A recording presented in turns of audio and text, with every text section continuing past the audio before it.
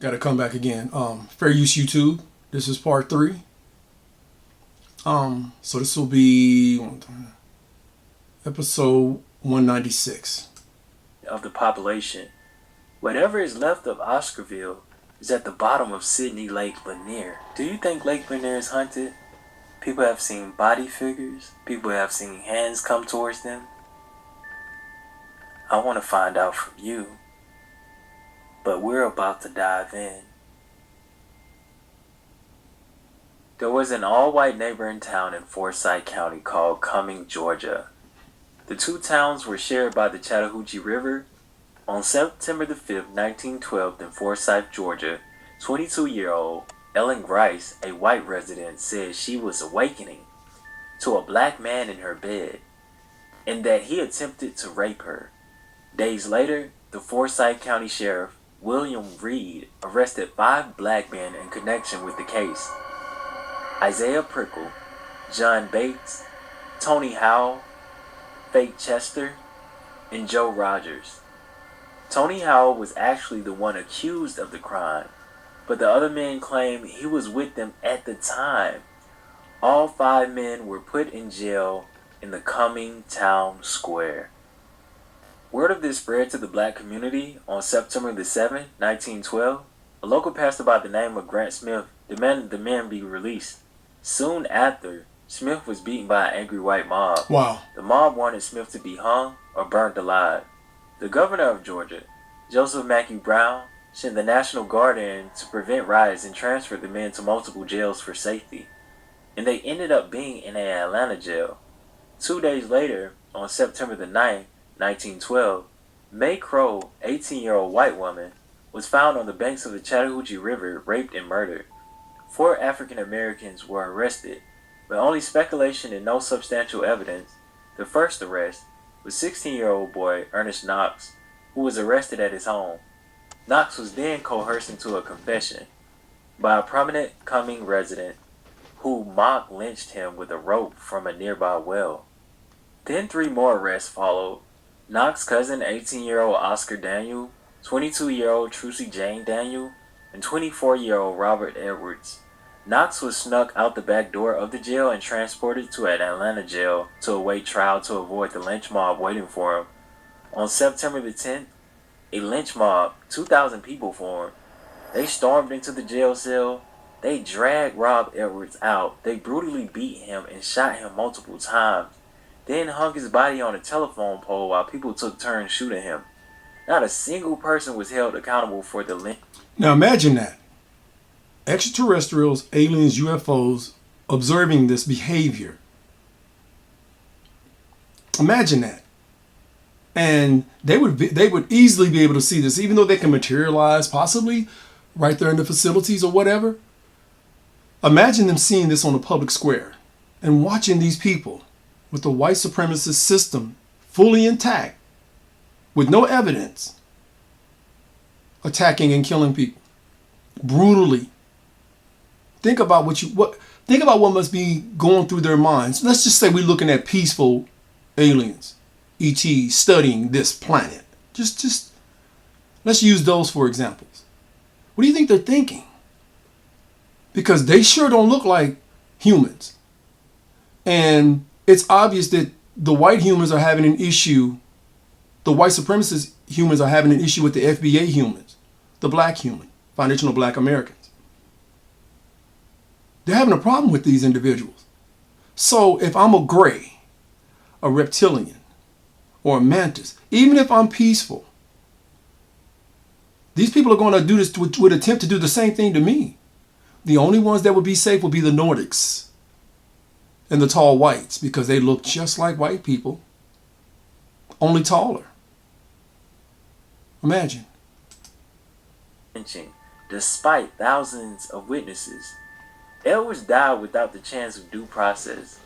On January the 23rd, 2021, Robert Edwards was commemorated in downtown Cumming, Georgia. We will picket, we will sit in, we will march, we will boycott, we will do whatever comes within the purview of nonviolence, and I'm talking about all-out movement. We will jail in. suffer, we will be beaten, bleed, and it's a good possibility that many of us will die. They wanted to increase awareness of the lynching of Rob Edwards and memorialize him, as well as the countless black families who were tortured, terrorized, in some cases killed. Did you see that race mixing is wrong? So basically, white supremacists wouldn't want to have anything to do with the non-human intelligence, extraterrestrial, UFOs, anything. They wouldn't want anything to do with it because, again, you got to think, these are people from different races on Earth acting this way. But as you can clearly see, look at that mob. It's one race really attacking and oppressing another race just because of the color of their skin. Imagine being a peaceful intelligence from another planet, universe, dimension, witnessing this. Imagine.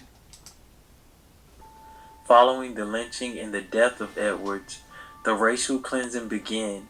A white mob known as the Night Riders raided the town of Oscarville, burning down their churches, farms, and businesses.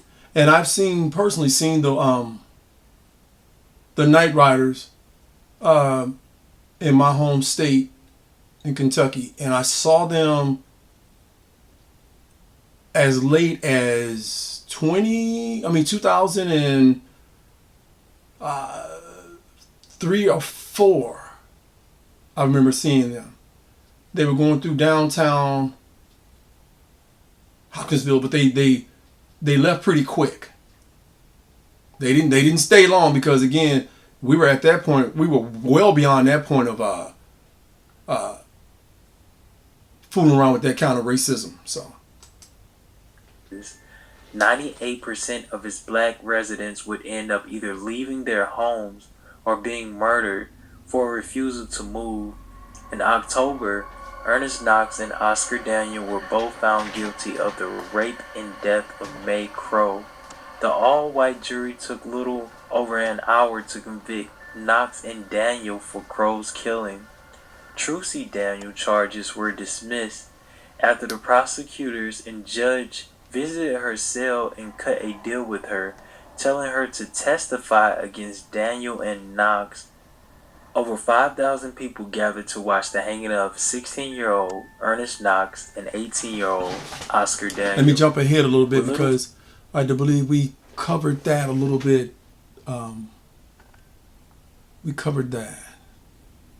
All right, so let me touch on this. Let me get to the part where it gets crazy, supernatural and paranormal. Home and found his vehicle at the gate of the park's boat ramp just before 7:45 a.m. Personnel with the Georgia Department of Natural Resources and the Sheriff's Office both began a search of the lake as they believed Thomas could be in the water. His body was located a short time later. Foul play was not suspected. Melvin Warnick, a 78-year-old man, drowned at War Hill Park on the Forsyth-Dawson County line on May 12. Officials responded that Friday afternoon after reports of a drowning. They later found the man's body 20 feet from the water. Terry Daughtry, 57 years of age, was reported missing at the Sunrise Cove Marina off of Flat Creek Road. A friend said he last saw Daughtry at 9 p.m. on Monday night at the dock at the marina where his boat is kept. Neighbors say when they woke up on Tuesday morning, they weren't able to find him. Officials later found Daughtry's body alongside the dock near where the boat was docked. Tracy Stewart, a 60-year-old from Stone Mountain, was swimming from a boat near East Bank Park off Lake Lanier when he disappeared. Stewart never resurfaced. A few hours later, officials pulled his body from 46 feet of water. Leonardo Martinez, a boat mechanic, disappeared while swimming near Van Park in Hall County on July 29th. The Georgia Department... Now, this could be USO'S. Unidentified submerged objects, right? This could be because they're witnessing. And maybe they're seeking some kind of retribution or some kind of help. Maybe. I would gather more on the ancestors doing something and seeking retribution. I would much more lean into that direction. Department of Natural Resources confirmed to Channel 2 Action News that game wardens found his body on August the 3rd around 9:30 a.m. His body was floating on the surface about 30 yards from the shore. Brian Tarasona. Hall County officials have identified a Lawrenceville man who died after he drowned on Lake Lanier Monday night. The Hall County Sheriff's Office said Brian, 22 years of age, was swimming with other people at about 6:30 p.m. Officials did not specify what caused Tarasona to drown, but they said he ran into some trouble while he was on his way back to the shore. Witnesses said the victim swam out into deep water, and as he was attempting to return to shore, he went under and did not resurface. Edgar Steven Cruz Martinez, a 23-year-old man, drowned while swimming at Lake Lanier Saturday. According to the Georgia Department of Natural Resources, Edgar Steven Cruz Martinez was swimming at Lake Lanier in Gwinnett County when he went under and did not resurface.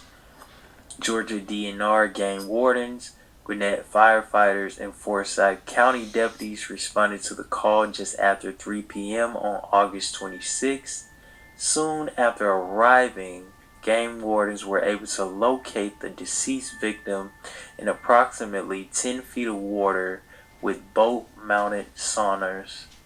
Gwinnett fire rescue swimmers recovered the body. Garvey Whitlock, a man drowned at Georgia's Lake Lanier after he ran down a dock and slipped into the water, marking the 8th death at Lake Lanier this year. Garvey Whitlock, 23 years of age, was found dead at the Holiday Marina on Lake Lanier by the Hall County Fire Rescue on Saturday night. The Department of Natural Resources responded to a drowning call at the lake's oldest and largest marina at around 10:30 p.m. Let me say this, and those who are supporters of systemic white supremacist racism, anti-black racism, I would say, even if you're non-white, but you hold those, or you may be a descendant, and the spirits or the forces that would be can sense that in you, maybe this is what was happening as far as them taking the lives of non-white individuals that were there. Chilling thought. After Whitlock fell into the water and did not resurface. Jose Camarillo, officials from the Georgia Department of Natural Resources have identified the 20-year-old man who drowned while swimming at Lake Lanier over Memorial Day weekend. Jose Camarillo of Stone Mountain was recovered by Hall County Fire and Rescue. Said, I've been to Stone Mountain, and I'm telling you, man, I was there. Didn't realize, I was there back in 2010, 2011, somewhere in that time frame. And I can tell you right now, it always gave me this eerie, weird feeling as if there was something going on that I didn't know anything about. Now that I realize it was on anti-black, systemic white supremacist ideologies. And I noticed that a lot of the white folk that were there, it was just a weird feeling. It was a weird vibe. Just a weird vibe, and I couldn't put my finger on it. I just couldn't. And now I see what was going on. You could just feel it. The tension was so thick, you could cut it with a knife. So, Department spokesman Mark McKinnon, game wardens reportedly located Camarillo's body near the Margaritaville area on the lake using sonar equipment. Thomas Milner, a 24-year-old man, died after being electrocuted when he jumped off a dock into Lake Lanier on Thursday.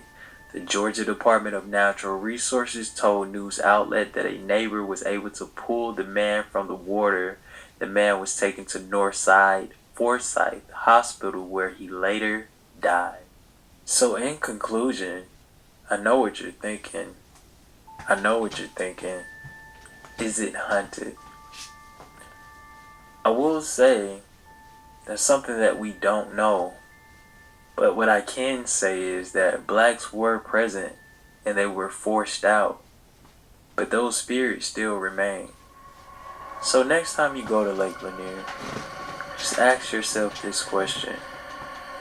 With all these people that constantly drown and they never resurface, but let's just say they do. Maybe our ancestors are trying to speak up and say something. On that note, you have Oscarville,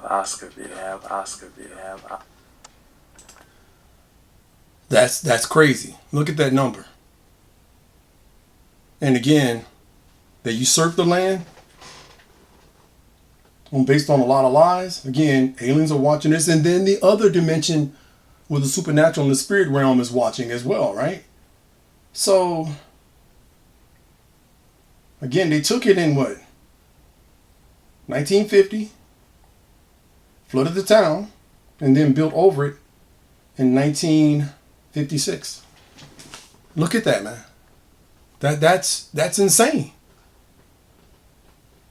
All based on he said, she said, or the cries of a female, a white female. I shouldn't have to keep saying it, but if this is not you supporting anti-black white supremacist ideology, systemic white supremacist ideologies, it shouldn't bother you. You shouldn't be affected by it. It shouldn't faze you. So please don't come starting that mess. Just put your mind into a position where you can see it or you can look at it from a different category.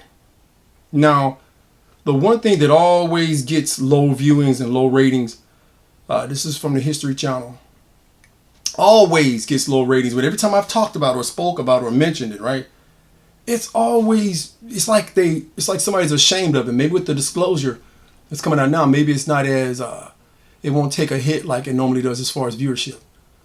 I'm just doing this for historical purposes, okay? And this is Eisenhower supposedly had a meeting with extraterrestrials with the, I can never say it properly, Greta Treaty of 1954. Let me see if they say it properly. I'm probably butchering it. In fact, I even did a video on this years back. So hey. Dead Horse, Alaska, February 9th, 2023. High above this remote oil drilling outpost, the United States Air Force detects a mysterious, unidentified flying object on radar. A pair of F-22 Raptor fighter jets are immediately scrambled to intercept the UFO. And the pilots report seeing a strange, cylindrical silver object floating in the... I've seen one of these when I was at Area 51, and I even got it on camera. I have it on camera. Tell you, man, it's crazy. I literally have this. Sky. And the official statement was, we deemed it a threat to our airspace. We take those threats seriously. We shot it down. It's not a concern anymore. That's the end of the story. There's a strange object hovering over Alaska. But the government never revealed what it was. Was it from China? Was it from Russia? Or was it a flying saucer? What was the mysterious UFO that President Biden felt needed to be shot out of the sky? But this is not the first time a UFO has come to the attention of America's Commander-in-Chief. And many people are convinced that U.S. presidents have been hiding the truth about extraterrestrial spacecraft for more than 70 years. Washington National Airport, Washington, D.C., July 19th, 1952. Air traffic controllers detect multiple unidentified objects flying in the sky over the nation's capital. July 19th, 1952, squadrons of UFOs flew over the Capitol. They flew over the Washington Monument. They flew over the White House. Harry Truman was the first president to actually set American policy having to do with UFOs. And here's what he did. Immediately, the explanation for all those UFOs over Washington, D.C. in 1952 was radar anomalies, temperature inversion. The pilots weren't sure what they were seeing. So will the president say UFOs are among us? Absolutely not. Did the Truman administration cover up the truth about alien spacecraft visiting our planet?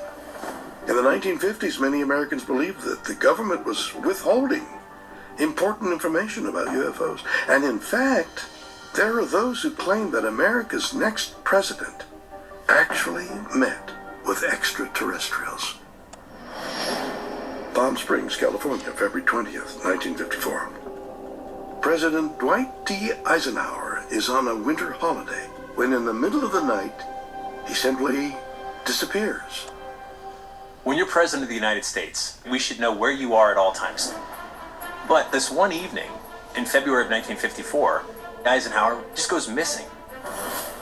To the point where the Associated Press put out a wire saying he died. He died in the middle of the night. And then 2 minutes later, they retracted it and said, no, our mistake. And the next morning, he shows up at church. So something happened in the middle of that night that is obviously off the books, unexplained, and really strange. Where was President Eisenhower during the time that he disappeared? Well, according to numerous accounts that surfaced after the incident, Eisenhower allegedly attended a most unusual meeting. There's a story that on February 20th, 1954, President Eisenhower had a meeting with extraterrestrials. This took place at an airbase. Eisenhower was presumably asked to renounce and give up nuclear weapons. And in exchange, the extraterrestrials would give the US technology which would change the world. The story is that Eisenhower turned down this deal because he couldn't be sure that the Soviets would do the same thing. Did President Eisenhower really meet with extraterrestrials? Well, if he did, the government successfully covered up any definitive evidence. But in recent years, it's become harder to keep secrets about UFOs because multiple government organizations have been actively investigating this mysterious phenomenon. There have been several recent hearings on UFOs, both in Congress and with NASA. And so what we've seen is this subject increasingly moving out of the fringe and into the mainstream, which makes me wonder, what is it they're not telling us? The president, particularly in his capacity as commander-in-chief, can make that call. And maybe we will see it one day soon. My fellow Americans, people of the world, we are not alone.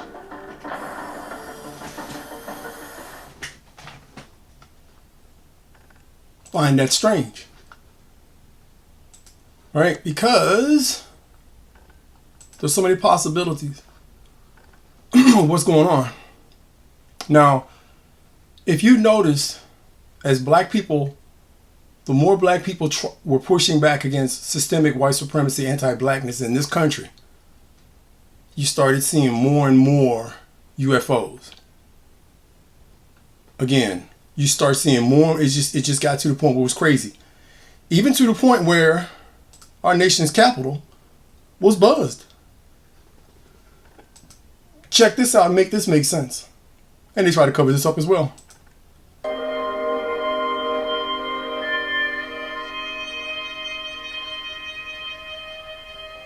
These are UFOs over the White House in 1952.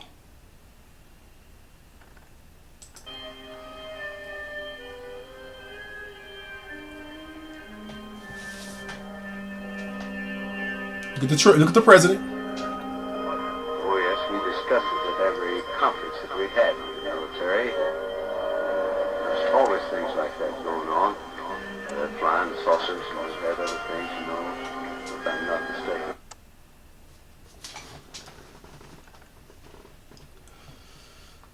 This is allegedly what was over the United States Capitol, over the White House. Documented. Not me saying this. This is documentation. You can find it anywhere. So fair use YouTube. You can find this information anywhere. Anywhere. And so, again, what we have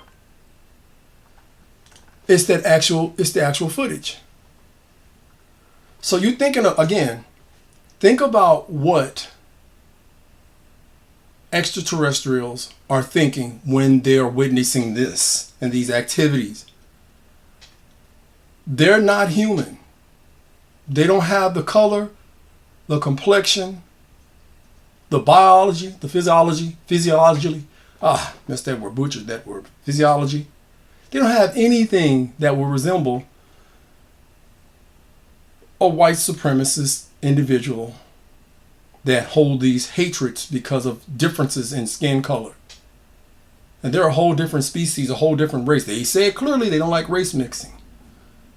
I mean, that means no conversation whatsoever with anybody who's non-white. So if you're an extraterrestrial group looking at this, what are you thinking? When you would see this, what would you think? These people aren't ready, right? So, if you notice the highs in, I'm gonna share something with you. Highs in UFO sightings rose to an insane level from 1960 and apexed in 1966 during the height of the Civil Rights Movement. You know what's even crazier? The first recorded, in 1961, the first recorded UFO alien abduction happened, and wouldn't you know it, the aliens, UFOs, non-human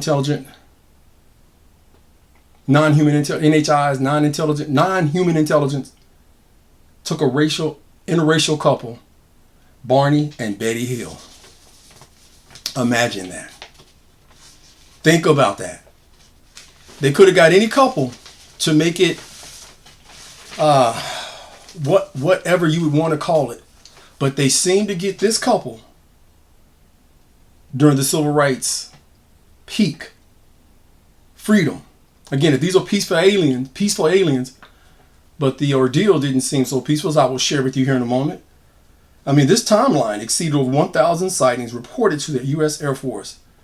California, Florida, and Texas had the most historical sightings, while also having some of the most systematic, egregious, diabolical forms of white supremacist practices in the U.S. history.